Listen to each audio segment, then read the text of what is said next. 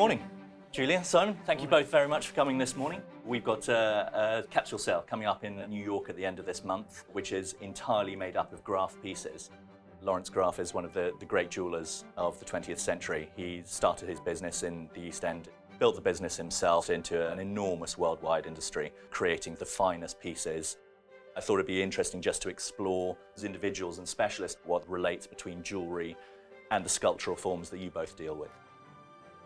I think that one of the things that's so great about us all getting together as a three is that where perhaps we see that jewellery and fine art are separate enterprises, actually many of the concerns that craftsmen and artists have are very much the same. For example, light, form, movement. And one of the artists that really closely relates in terms of having those concerns at the centre of their work is Barbara Hepworth and also Henry Moore, the primary English sculptors of the 20th century. And what they were really fascinated in was direct carving and what they called truth to material.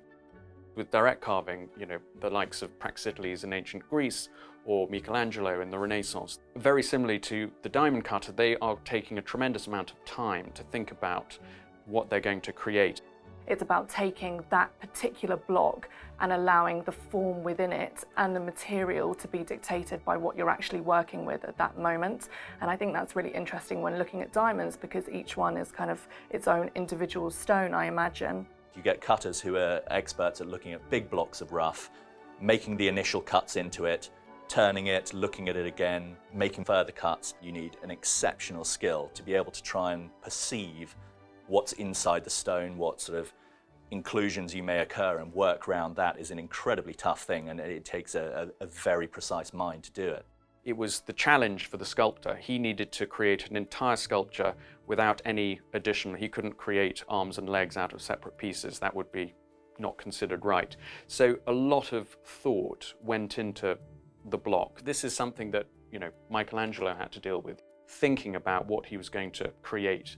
And I imagine this is much like cutting a diamond. This is a reductive process, so you're chipping away, and if you go too far, you could ruin it or severely compromise that piece. There's something that I think is so interesting for both the artists and for craftsmen like Mr. Graff working in diamonds, is that that time that's spent with the stone or with the diamond.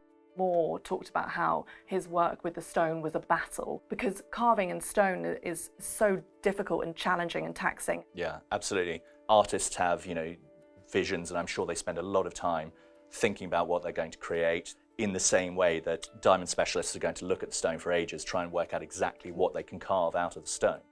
But then you have to decide where you position that stone. For example, a ring or a beautiful necklace or something spectacular for it to sit in. That level of perfectionism strikes me as quite extraordinary. I'm thinking back actually to the famous sculpture in the Vatican of the Pietà by Michelangelo. This is something that art historians have noticed. If she were to stand up, that she would be a very large woman indeed. But of course it was all about perception, it was about placement, and it was about giving that impression of majesty.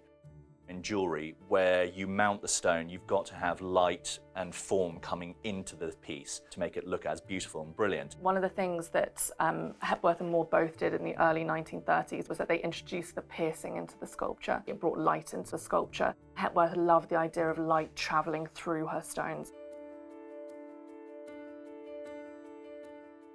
I brought these earrings in today. The importance of light and form made me think of them.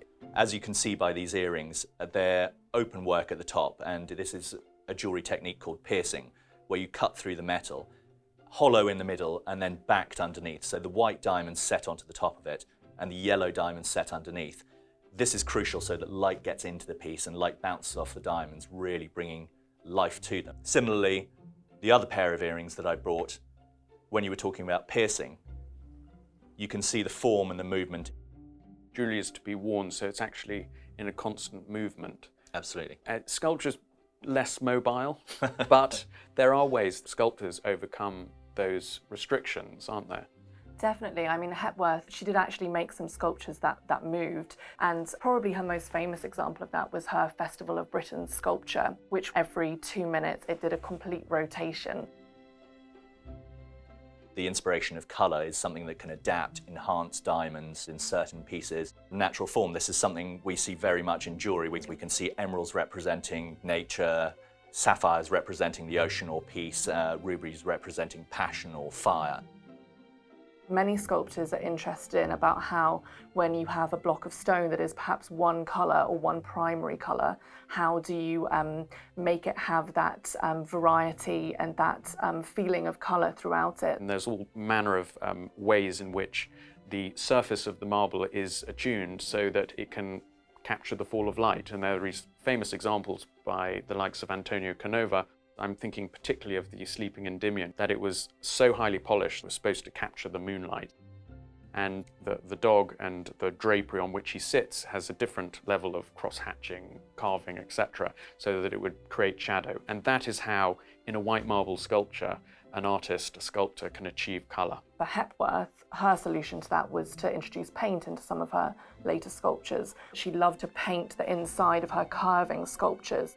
One of Henry Moore's great friends in Italy was the sculptor Marino Marini. He also was well known for his bronze sculptures. And after the bronze had come out of the foundry, he actually carved into the surface of the bronze, revealing the alloy underneath. He was trying to bring out as much colour as he could. We can certainly see in Graff jewellery the perfection of Mr. Graff himself. All these pieces have had Lawrence of Graff's hand overwatching them at all stages of the process. Lawrence Graff bought shares in a diamond mine in Lesotho, so he can follow that process from the mine to their own cutting company, all the way to the designing, to the mounting of the jewellery.